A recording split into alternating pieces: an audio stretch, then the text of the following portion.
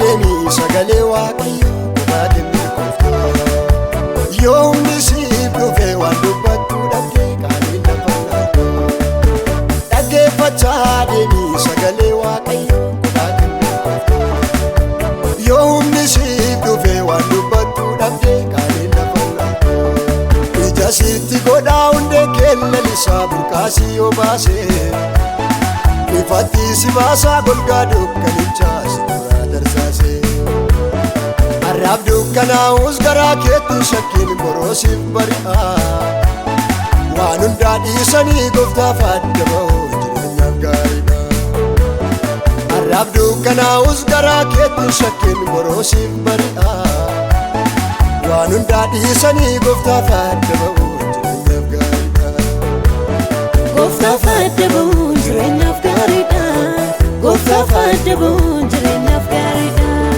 gooftaaf adda ba'uu jireenyaaf gaariidha gooftaaf adda ba'uu jireenyaaf gaariidha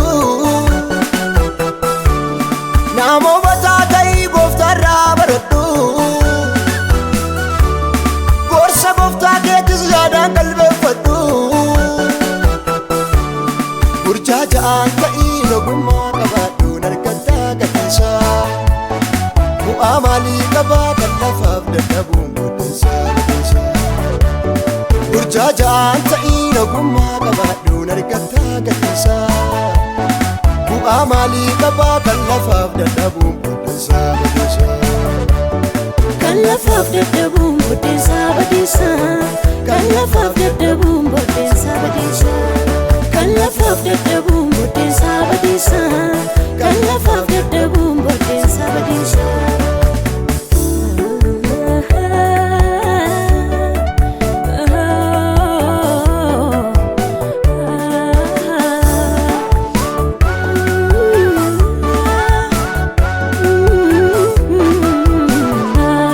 sagaleen waaqayyoo dhugaa si barsiisaa kee bal'isaa adda baasii barii adeemsa karaa kee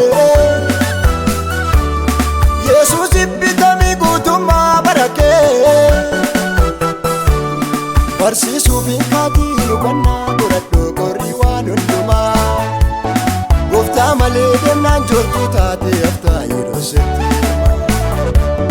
barsiisuuf hin kaatiin hubannaa godhadhoo qorrii waan hundumaa gooftaa malee deemnaan joortuu taatee haftaa yeroo setti gooftaa dabaaladhu kophaa kendeemini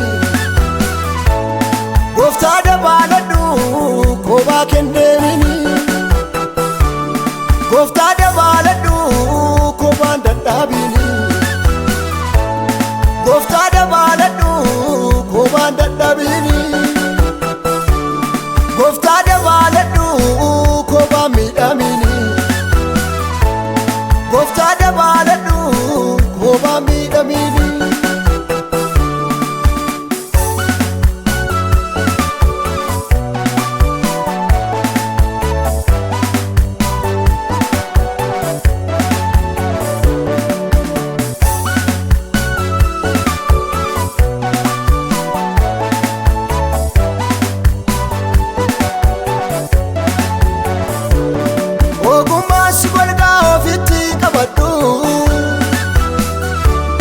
seera gooftaan cabsiin jabeessi eeggadhu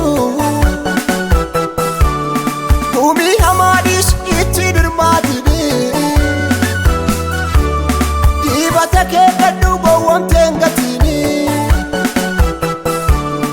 harka dhibba keessaa meeqaa jira laata kan gooftaa dhaga'u waaqayyoon sodaachuun wanta dhaabameefi kaayyoon kan danda'u harka Waggaa dhibba keessa meeqa jira laata kan hin gooftaa dhaga'u. Waaqayyoon sodaachuun wanta dhaabameefi kaayyoo kan danda'u. Indeemin lakkii ture fuula isaa eessatti argataa gorsa akkasaa. Jilba kee laafee qabee jabeessa akka joobiraa somna kee haaressa. Karaan jireenyi dhugaa isumaa kan biraa miti. Sillee yaasisuu boojuu sii kennaa irratti hojjete. Karaan jireenyi dhugaa isumaa kan biraa miti.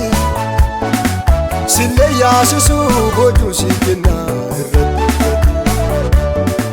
Sillee yaasisuu gooftaa kee irratti hojjete. Sillee yaasisuu gooftaa kee irratti hojjete. Sillee yaasisuu gooftaa kee irratti hojjete. Sillee yaasisuu gooftaa kee.